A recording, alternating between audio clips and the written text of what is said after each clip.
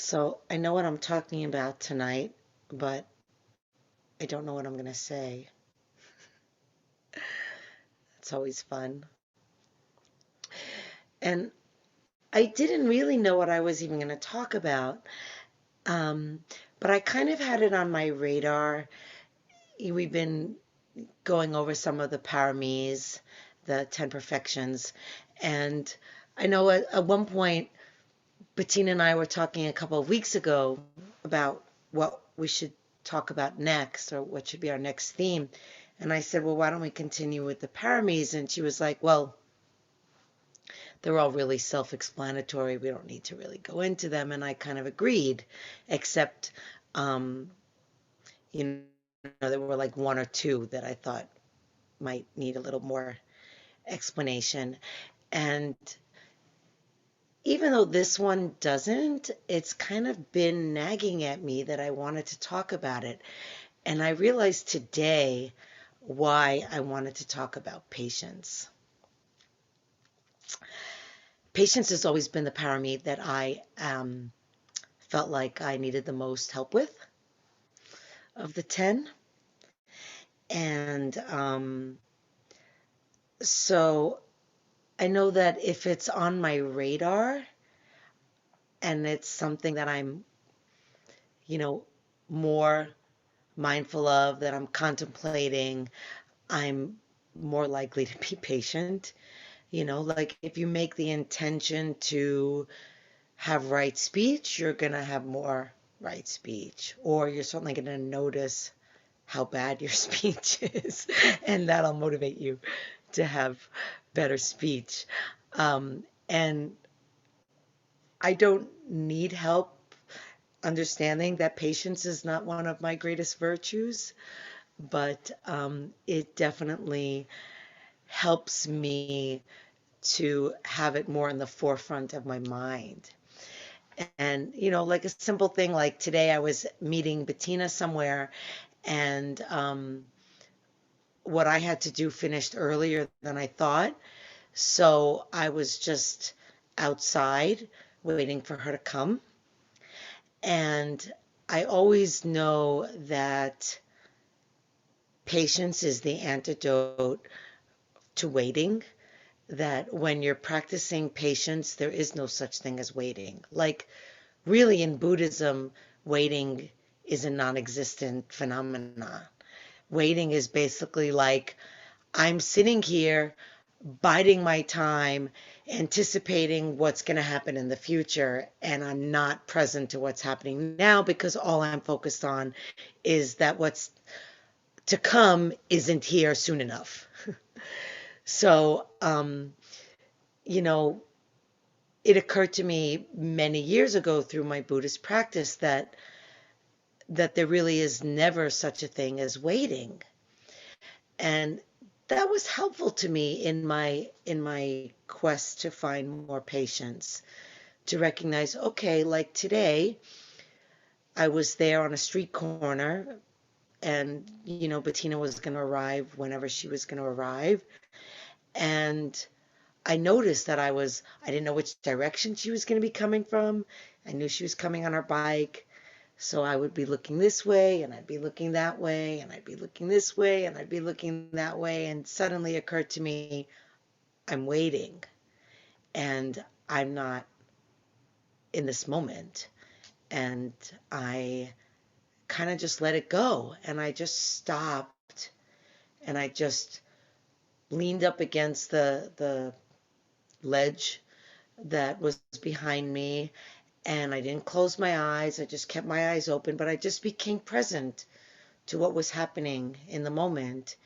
And if she came, she came. If she didn't, she didn't. And I didn't care.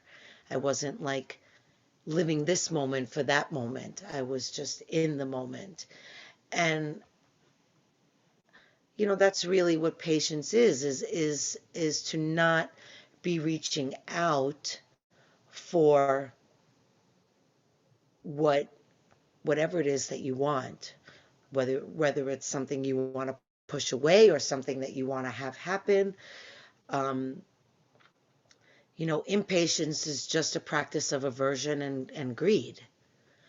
and delusion, because you're totally not in the moment. It's it's it's the triple gem in reverse. It's all three of the poisons.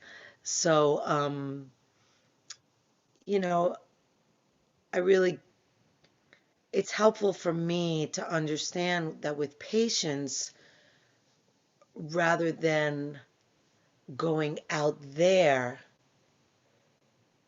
it's like when we sit and we just are not looking for the breath, we're not looking for sensation, we're not looking for what emotions might be there, what thoughts are coming. We're just open and receptive, and there's no striving, there's no struggle, there's nothing to do. It's just a receiving. It's just a fully um, relaxing back into the moment and listening to what's there and letting go of the future. It's completely letting go of the future, patience. So I already had it in my mind kind of that patience might be something to talk about tonight. And then I read The Perfect Peace so that I don't really have to talk about it, because this gentleman speaks so beautifully about it. And so this is from January's Sun magazine.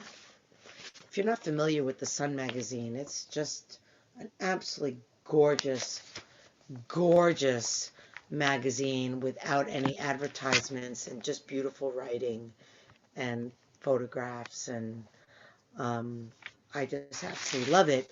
And every issue has an interview, and this January's interview was of a man named Douglas Christie, who is a scholar of Christian contemplative practices. And most of it talks about this particular tradition that dates back to, like, I think it was 300, the 300s CE, and particularly like this Egyptian practice where the Christian monastics went out into the desert and just lived in these huts and practiced, for the most part, silence. And um, that was the majority of their practice was not prayer, not meditation per se, but just being in silence and letting the truth of how things are and the wisdom that we know comes from silence to come through to them. And it's really beautiful to read about this practice. I'm not particularly familiar with Christian contemplative practice, and I'm sure Bruce could speak to this quite beautifully. So for me, it was new, and he's talking about a particular part here where I'm just going to read what he says, and yeah. So this is in response to a question. I'm not going to read the question. In my 30s or thereabouts, I felt a strong need to come home to my own body and my place in the world. I'd been living abstracted from myself, and it was the concrete specificity of things that called me back. I began hanging out with field biologists, people trained to be attentive to the life around them. Some of these new acquaintances were fantastically skilled bird watchers. It was so humbling to go out with them into a forest or a marsh. At first I had the completely wrong attitude, like, okay, I'm here. I'm ready for you birds. Come on, show up. Let's do this. Ridiculous, I know. But I was impatient and unskilled at this particular way of paying attention. In time, however, I learned to shut up, open my eyes and ears, and patiently wait. The birds paid no heed to my designs and demands, and they did not arrive on my terms. But eventually they did arrive, and I came to experience that arrival as a blessing. One time I was with a biologist in a wetland near San Luis Obispo on California's central coast. Excuse me. This guy had been monitoring birds there for about a year and knew the place well. He stood quietly, listening. Then he began scribbling in his notebook, recording all the action around him. Over the course of half an hour, he identified more than 24 species by sound alone. He had refined his capacity to listen. He was, it seemed to me, what Henry James called one of those on whom nothing is lost. There's something analogous in the practice of meditation or prayer. Anybody who tries entering into a space of silence can testify that when you begin, you soon find you are out of your depth. You're wanting things to happen, and quickly. The silence is all around you, yet you can't seem to get into it because your internal noise is locking you out. You're unaccustomed to silence, and that's uncomfortable. The only thing to do is to stay with it, be gentle with yourself, and return the next day and the next. My experience of learning to listen and look at the natural world has followed a similar course. One of my most important contemplative practices these days is taking a seat outdoors, maybe with a pair of binoculars, and waiting, listening, catching glimpses here and there of the wild world around me. Again, it's hard to put a value on sitting around doing nothing, but it makes all the difference. It brings us deeper into the world, and then the world matters to us more.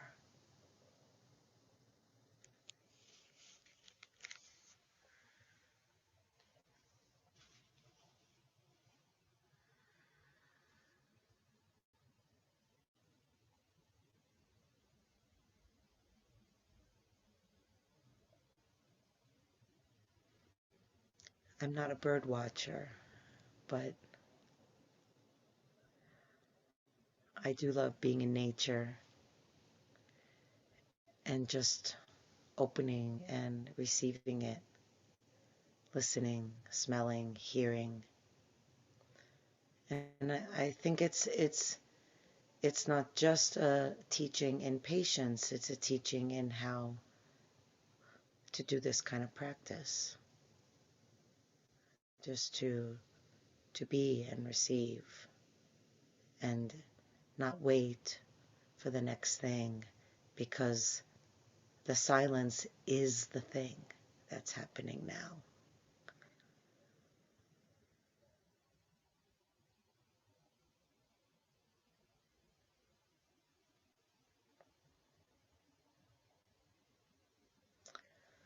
Okay, that's all I'm going to say.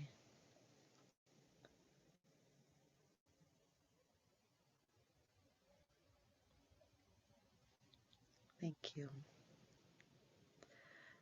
So we'll do some movement, and then Bettina will guide us into listening to ourselves. So if you'd like to stay sitting, feel free. I'm going to stand because I'm sleepy, and if I get on my feet, I might feel a little more energized.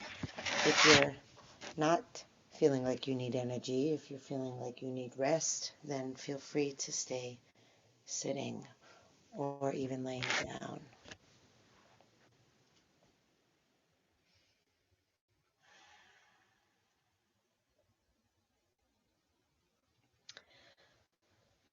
So we'll begin just jumping up and down a couple of times, just so that we know where our feet like to plant, and then just land. And this just tells us where the body is most stable.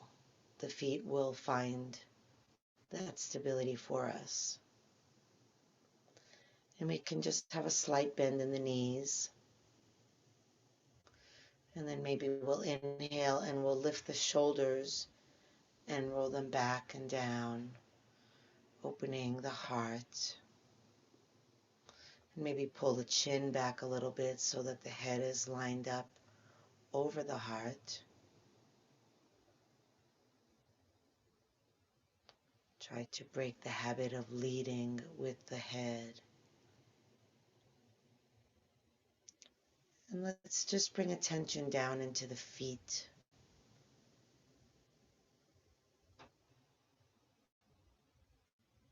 And we'll just shift the weight forward a little bit and feel the weight in the toes. And notice the muscles that engage in order to hold you steady on your toes. Notice how the breath feels when you're leaning forward. And then watch the breath and stay attuned to everything that's here as you shift your weight back into your heels. Notice what muscles work to hold you here, what might be able to relax a little bit more. And notice how the breath comes and goes, leaning back.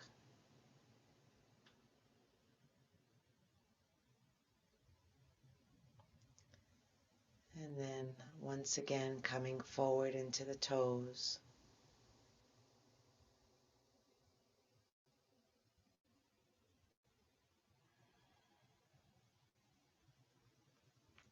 And then again into the heels, going slowly, feeling what lets go, feeling what engages.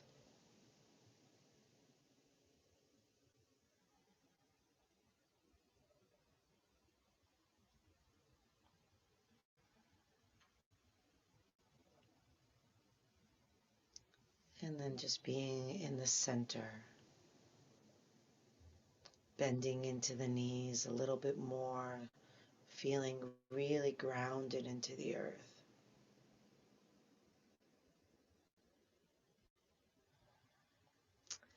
And then inhale and open the arms out to the side.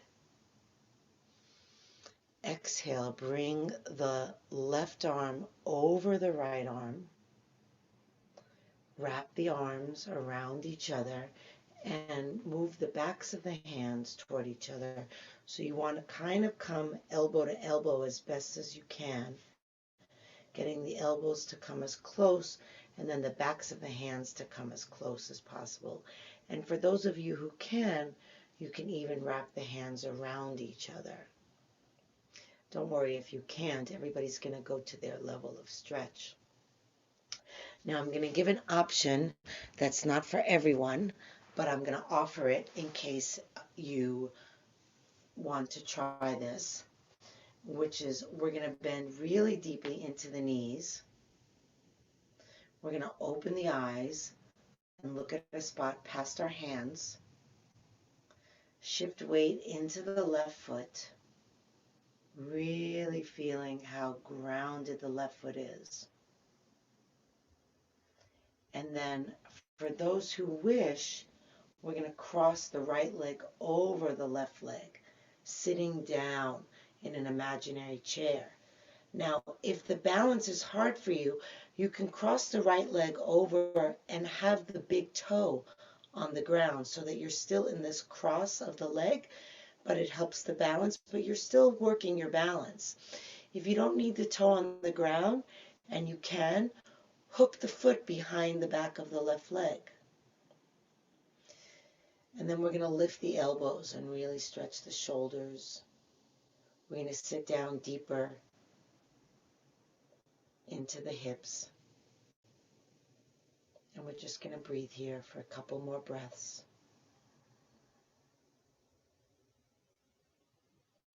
Stay connected to that left foot, the gaze point, and the breath, all of that.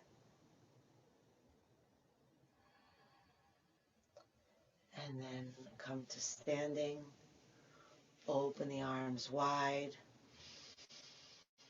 Take a nice big breath. Feel the expanse of your wings. And then we'll come back into our eagle. This time bringing the left arm under the right. Bringing the elbows as close as you can toward each other. And then moving the backs of the hands in the direction of together. Not everybody's body is cut out for, the full expression, but everybody's body is benefiting equally if you're going to your fullest expression. That's all that matters. And then if your hands can wrap around, let your hands wrap around.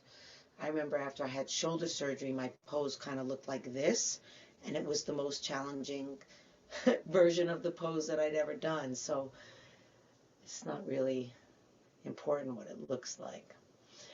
And then we'll bend into the knees again and really shift weight into that right foot. And this may be the pose for you. You don't have to lift your left leg. This may be it. If you can and want to lift the left leg and cross it over and touch the big toe to the other side of that right foot, go ahead and do that. If you can lift the left foot entirely, go ahead and do that. And if you can hook it behind your other leg, feel free. And then gaze at a spot in front of you and lift your elbows and drop lower into your seat and breathe, feeling your breath.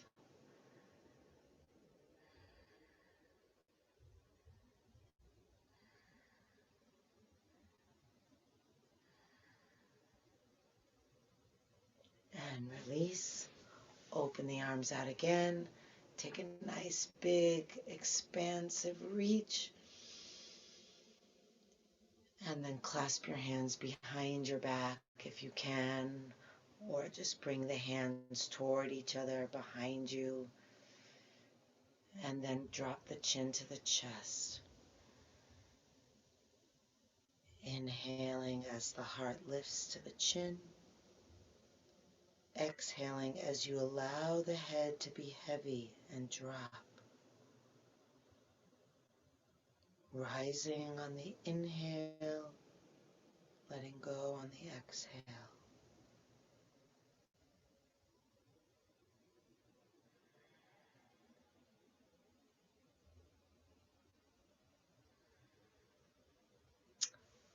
Beautiful.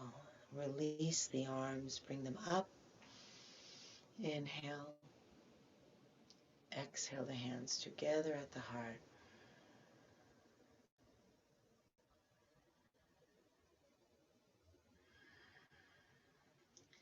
Bring the right arm down, pressing down through the right hand. Bring the left hand up and over to the right side of the head. And then drop the left ear toward the left shoulder. And then see if you can bring the left shoulder down away from the ear. It likes to kind of hike up, and then see if you can drop it. And then maybe the eyes close if that's comfortable enough for you. And then imagine suspending a watermelon off of your left elbow.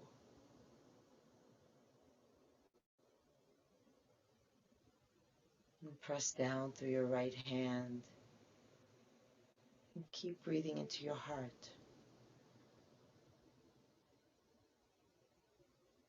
Notice where your breath goes. We're not changing anything in the torso. The lungs are both fully available for the breath. All we're doing is moving the head to the side, and yet See if that affects the shape that the breath takes in any way.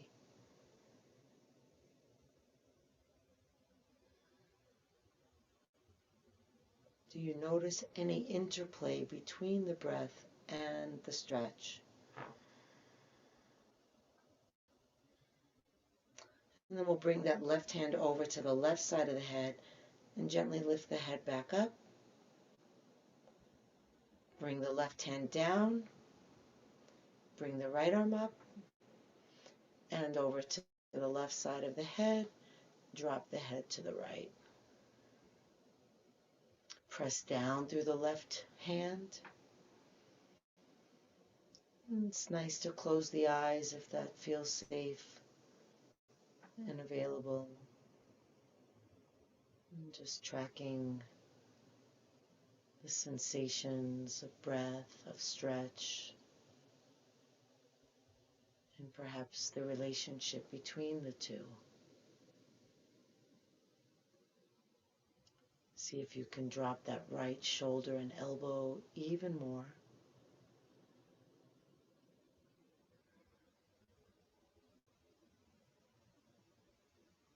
Breathing all the way in and all the way out.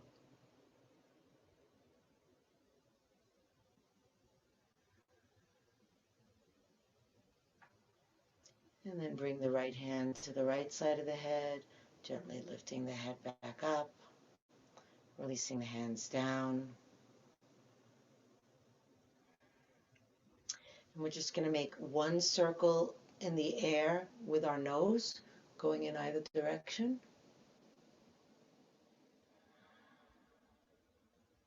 And then one circle in the other direction.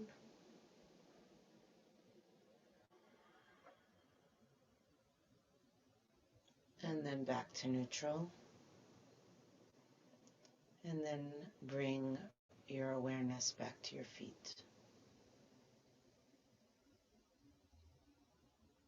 And then feel your feet as you walk back to your meditation posture.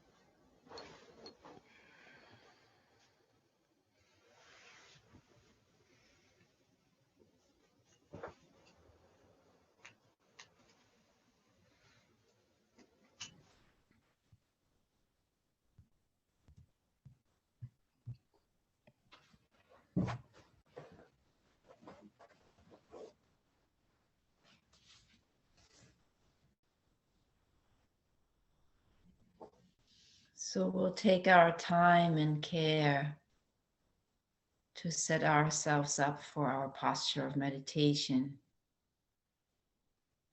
whatever that looks like for you this evening.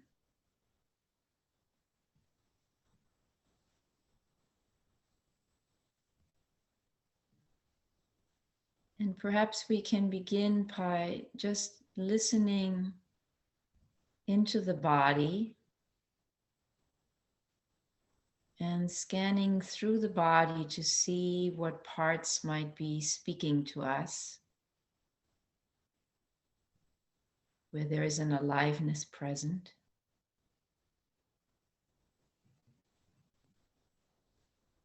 And just simply receiving how the body is speaking to us without labeling it or interpreting it, just being present to it with just the least bit of effort that it just takes to listen to what it has to say. So we're not listening on an intellectual level, we're simply receiving how the body is speaking to us in this moment.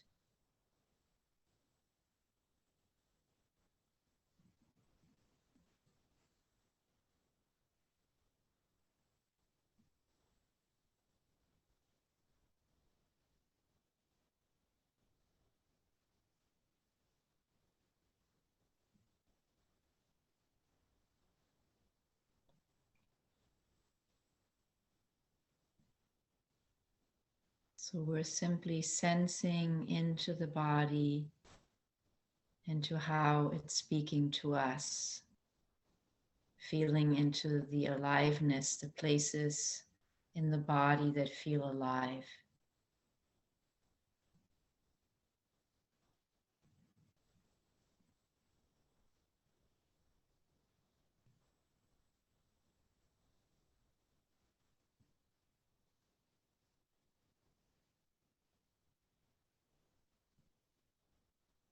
And at the same time, or perhaps for a while, in a different way, you can also become aware of the parts in your body where there might be a sense of silence, of stillness,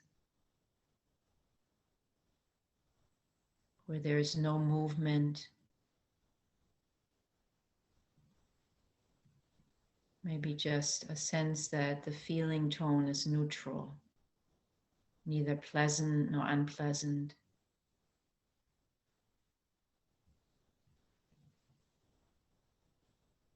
Just silent.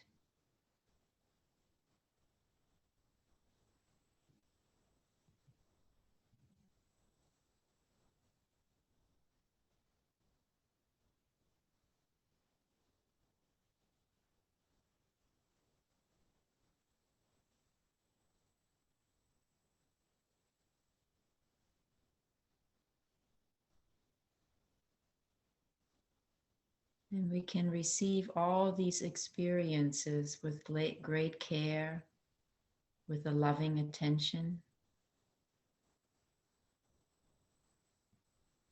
without seeking anything out or wanting it to be different.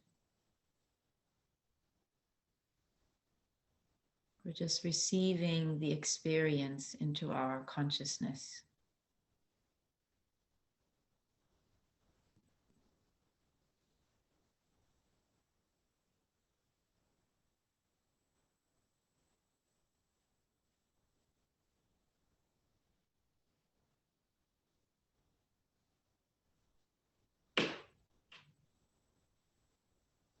And how we can perhaps be aware of both the silent places and the active places that speak to us all at once and hold space for them both.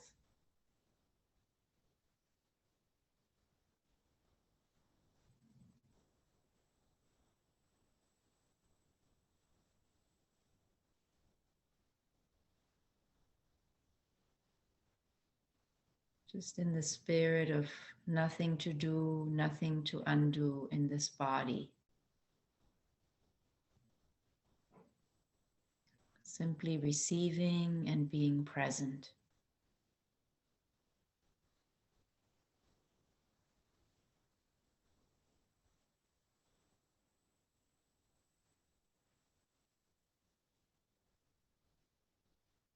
And not on an intellectual level, but rather on a sensing level, deepening our relationship to our body.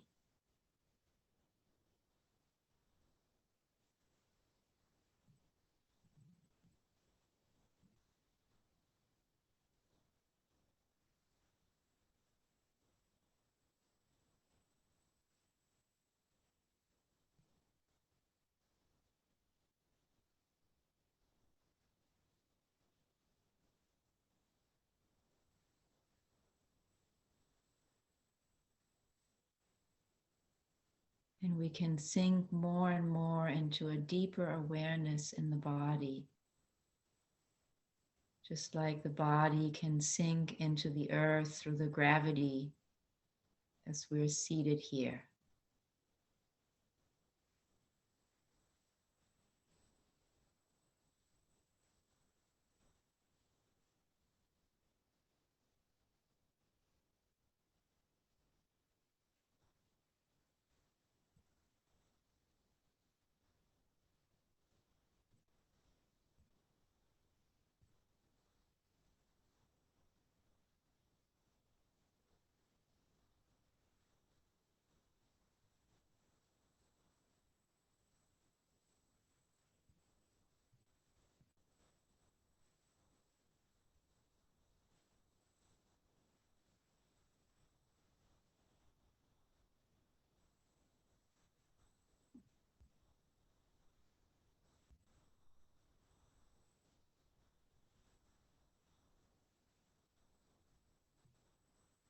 So, for the rest of this meditation, just let whatever wants to unfold in your body unfold. The breath, feelings, sensations, thoughts.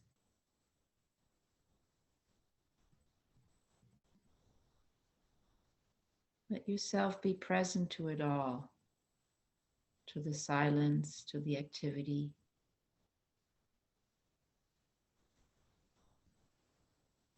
And just let it play out all as it will, with a sense of curiosity and loving attention.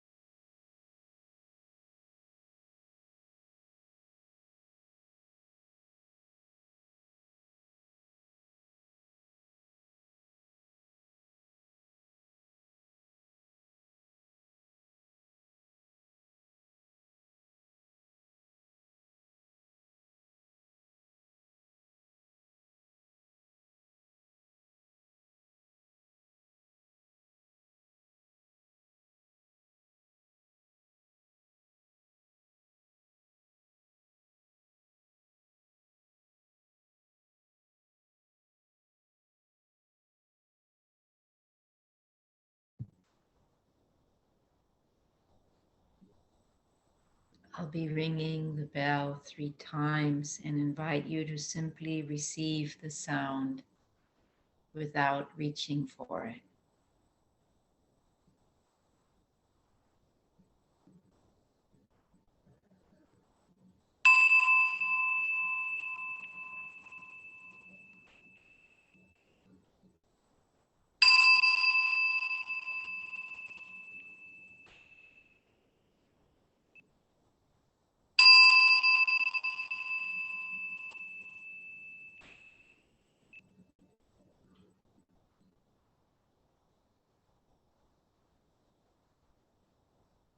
Namaste, everyone. We'll meet again at 7:35.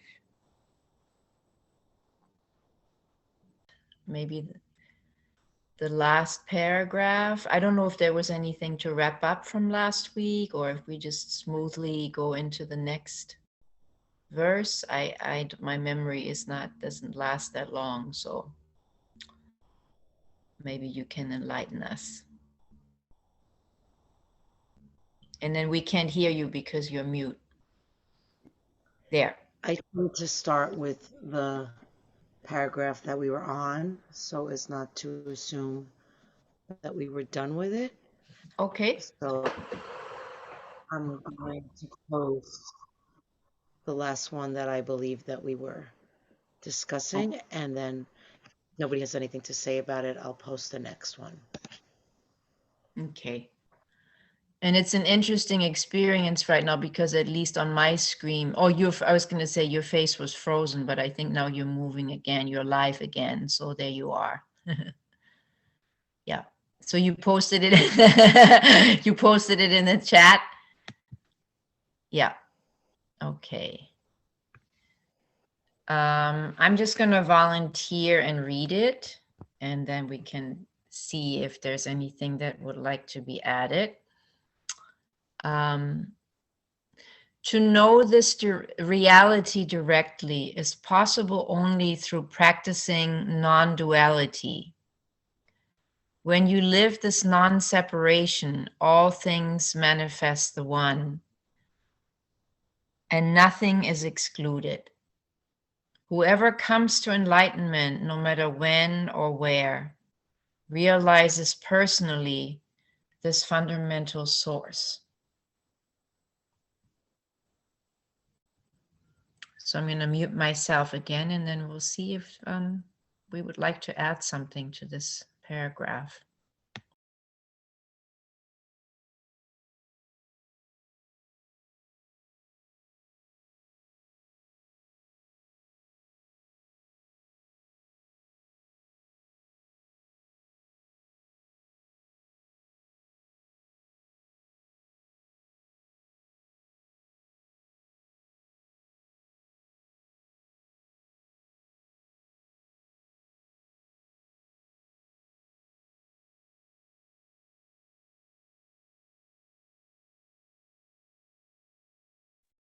This is just a real kind of small piece, but the last sentence caught me when it said, whoever comes to enlightenment, no matter when or where, realizes personally this fundamental source.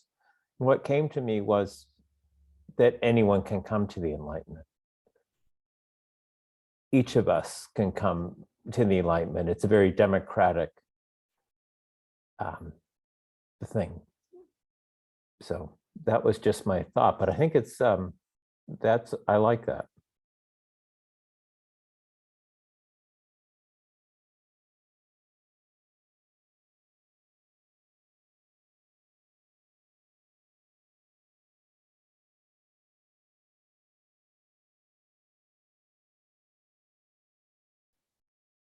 I like that there's a verb there. Whoever comes to enlightenment. There's a movement toward it then. And I really like that feeling of that you're moving, because this is we're practicing, we're efforting the good path, the right action, the right view, all of that. So I feel that recognizes that there is an engagement it's not just a passive sitting there and waiting for, something to, strike through your, head or whatever, sitting under the tree. It's not that. It doesn't give that same feeling. It's saying we're on a path and we're moving that way. And should we? I think maybe we have glimpses before. I don't think we ever take up residence there. I don't know. But I was struck by that, and I really like that. And that's an image that I'd like to cultivate. I liked it.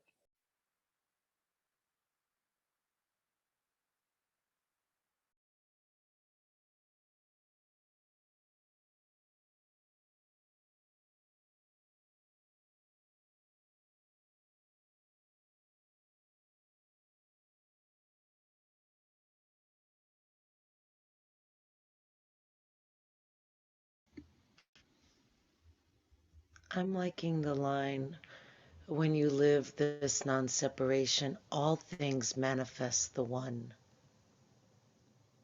We often talk about how when there's delusion active in the mind, or greed active in the mind, or aversion active in the mind, it's the lens through which you see everything, and you're going to hate on whatever's there if aversion is present, and grasp if greed is present, etc.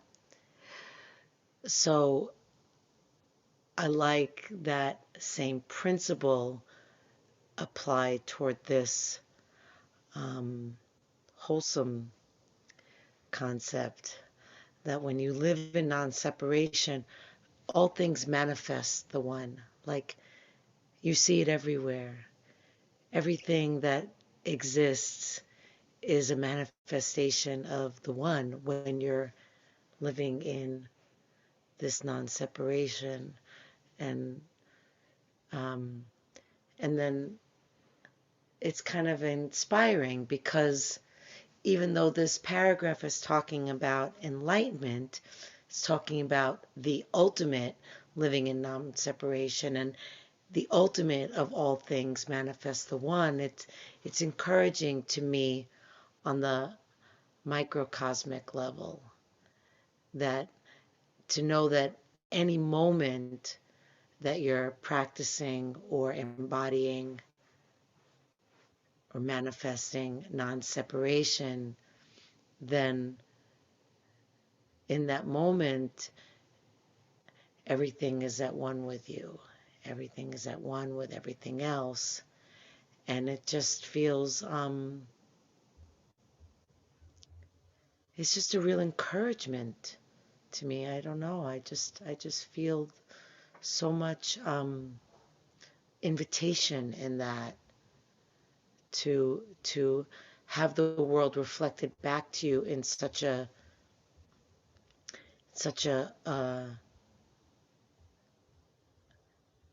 connected and spacious, and borrowing Bruce's word from last week or the week before, generous. It just feels very very wonderful. Gives me warm and fuzzies.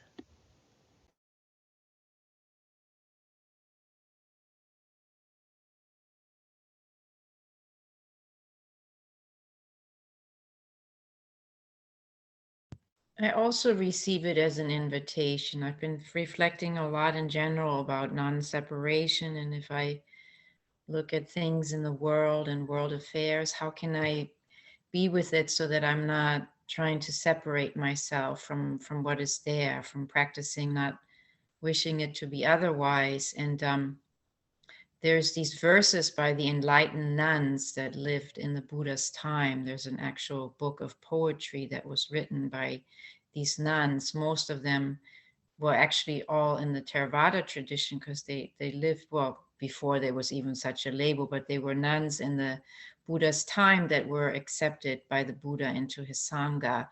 And they all came to be enlightened beings through probably the for each of them through real despair, through real hopelessness. And so I'm trying to shift more and more to see that that's really where the gift lies, that it's not kind of like Linda says, maybe those times that we can sit comfortably under the Bodhi tree and think, oh, that's when I feel real peace right now. That's going to be when, you know, this awakening is going to happen. But it might be in those moments of despair. And we can, when we become one with them and not separate ourselves from that, maybe that's where the goodie lies. So maybe an inspiration for all of us to invite it in and not to wish it away.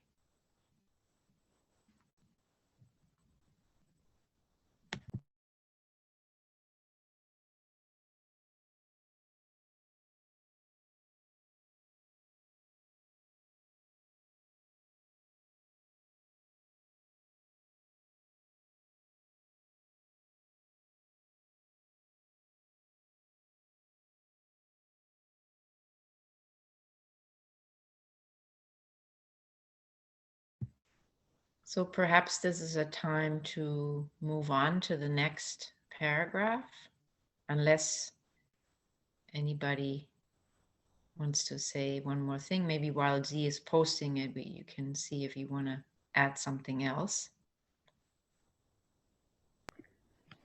I had something else that interested me about this paragraph. Just because we talk so often about the redundancy of of things, and yet how each manifestation of the same point has its own little gem. And this particular one is different to me by use of the word source, which is absent in the other phrases as far as I can recall. Realizes personally this fundamental source. And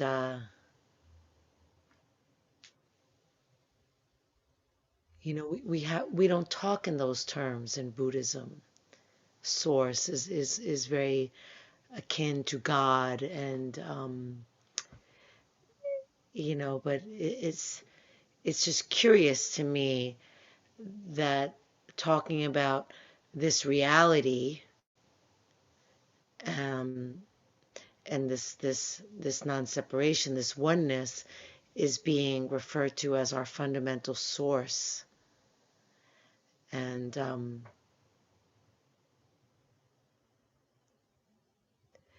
just it speaks to me that it's saying that's our nature.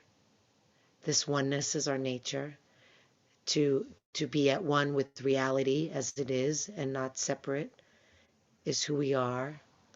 And that enlightenment is just returning to who we actually are, to the source of ourself, that oneness.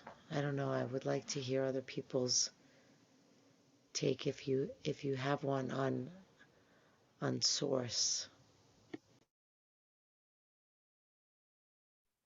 I also was struck by that word. It seemed quite unusual.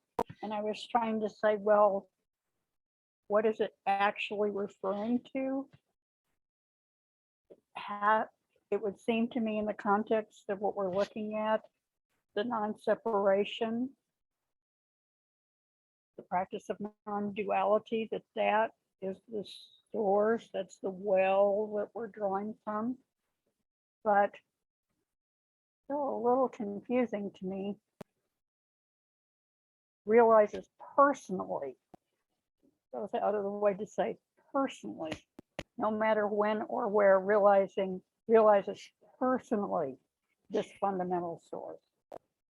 So a personal opening or recognition,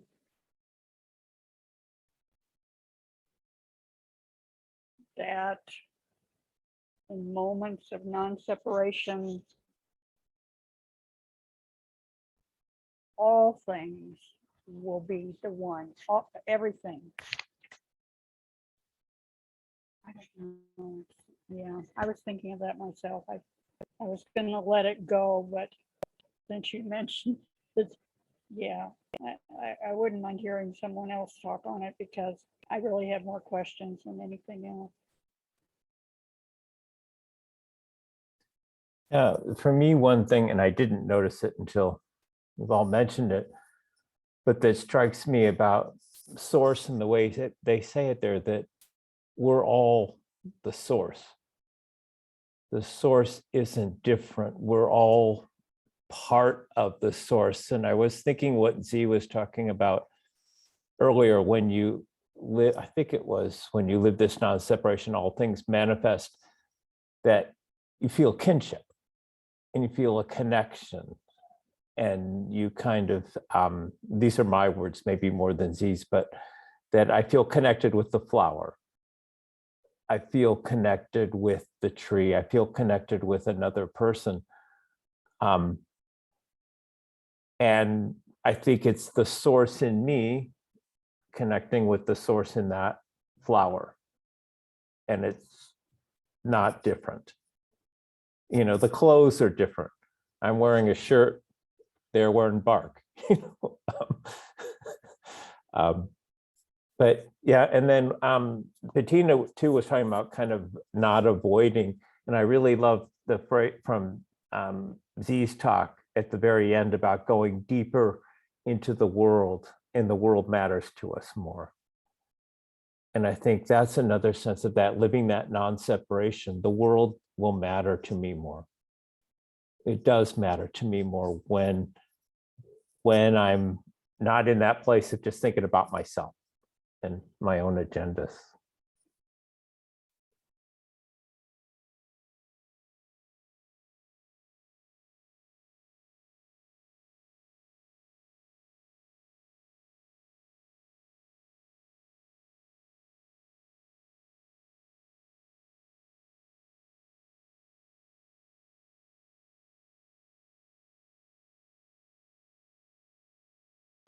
Do I dare say to move on because we just added another rich discussion to the same paragraph? But perhaps we can give it a try. And again, the invitation, if you would like to add yet something else, that's perfectly fine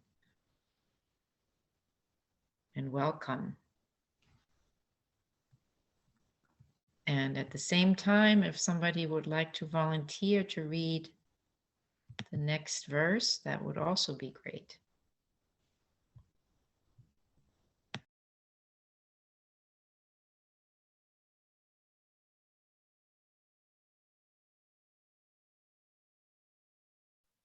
I'll read. This Dharma truth has nothing to do with big or small, with time and space. Here, a single thought is as 10,000 years, not here, not there, but everywhere, always right before your eyes. Infinitely large and infinitely small, no difference. For definitions are irrelevant and no boundaries can be discerned. So likewise with existence and non-existence.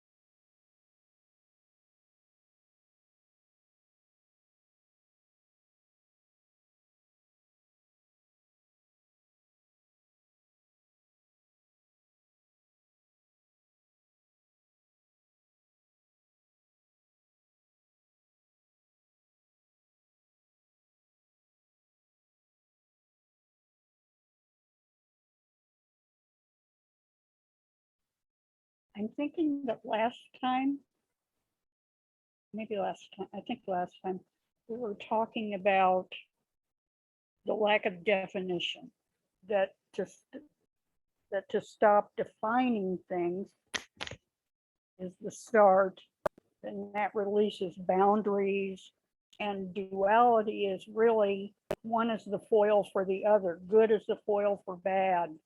You know, in Christian teachings, they say Christ couldn't have existed without Lucifer. Lucifer, the fallen angel, was the foil, and Lucifer sacrificed himself in this role for that purpose. So goes the teaching. So this is, we had already agreed the path steps beyond that. So this seems like another description of that, which is there's really no description, there's really no definition. It's just whatever's right in front of you. That's it. That is it. And you don't have to name, and please don't name it or be in any way. Not good, not bad, not terrific, not tiny, not anything. I mean, at the end, it's even existence and non-existence, kind of the ultimate there. But again, it just feels like sailing into outer space to me. That you know, no oxygen, no air, no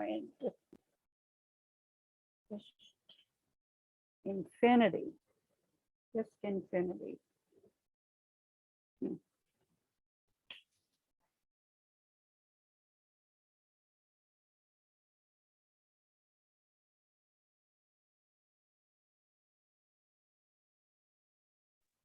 In this one, I actually, in the last sentence, I found some real, which has surprised me, but kind of almost practical advice.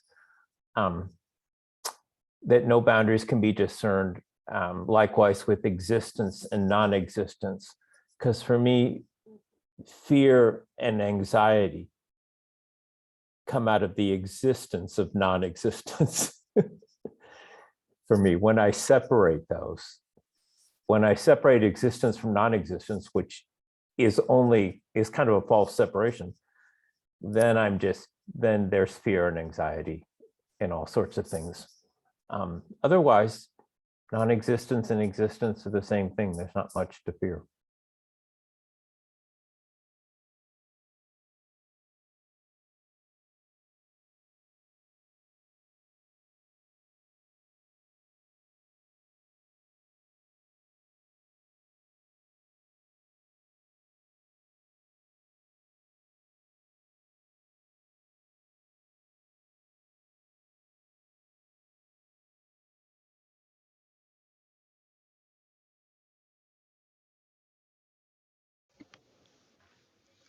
Somehow I'm reminded of the phrase, wherever you are, there you are.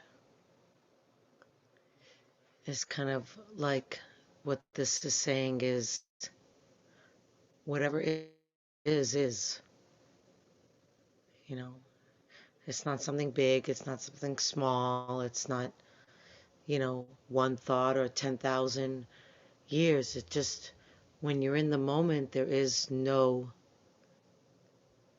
quantifying, there's no relativizing, you know, there's no, nothing exists in relation to anything else. So there can't be a big or a small. It just is as it is. What's here is all that exists. And no difference, no definitions, just isness. And I guess in the state of isness, existence and non-existence are also whatever is. It doesn't matter. Yeah.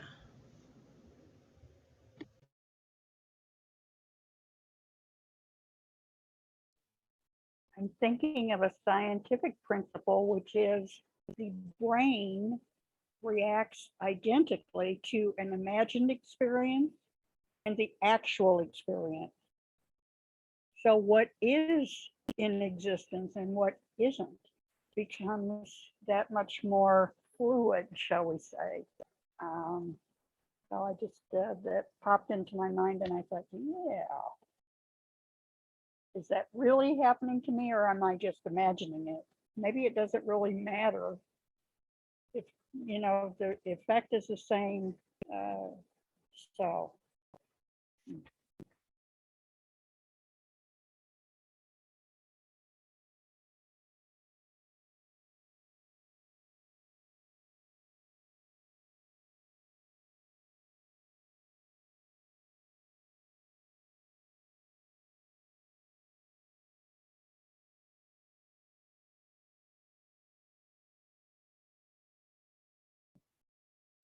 Can anybody hear me?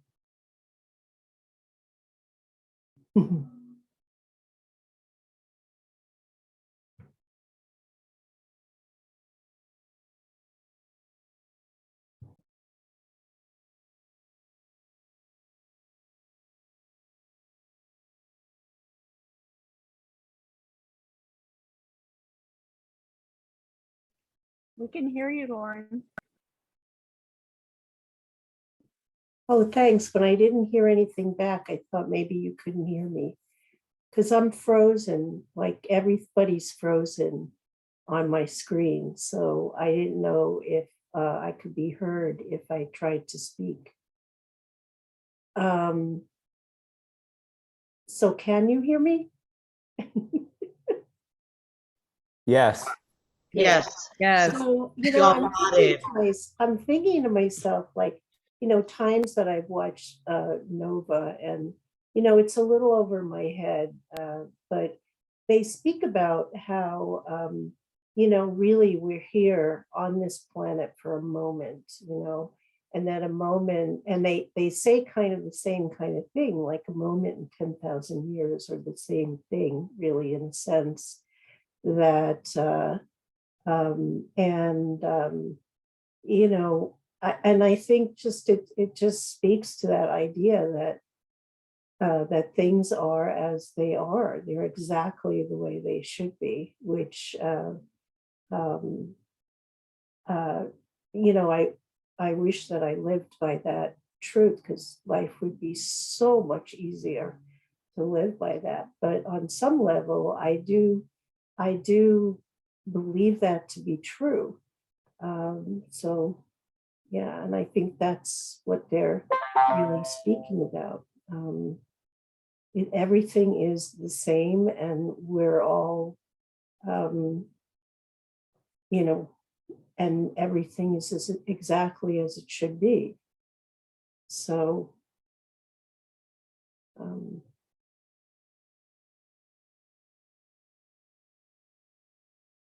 and then I think that that is what people speak about when they speak about, you know, feeling like in Buddhism, there's a lot of indifference, but it's just so different from what indifference is.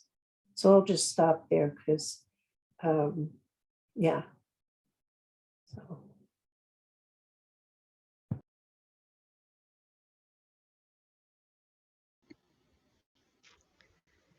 Well, thank you all for your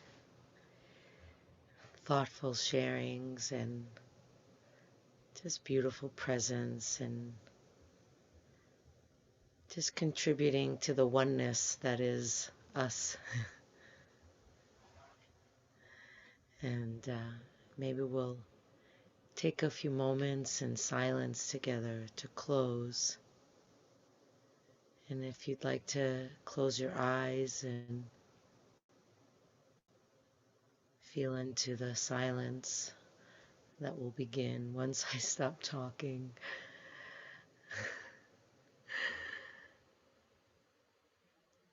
And just maybe you can feel within the silence the threads of connection as we share the same silence.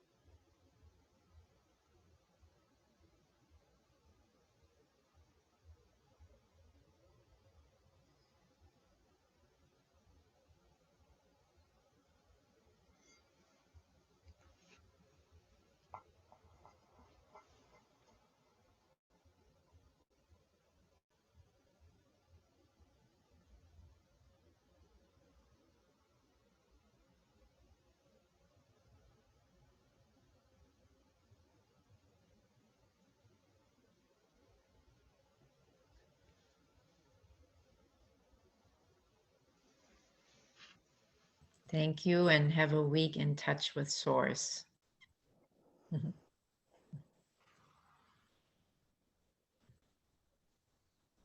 See you next time. Right, everyone. Bettina and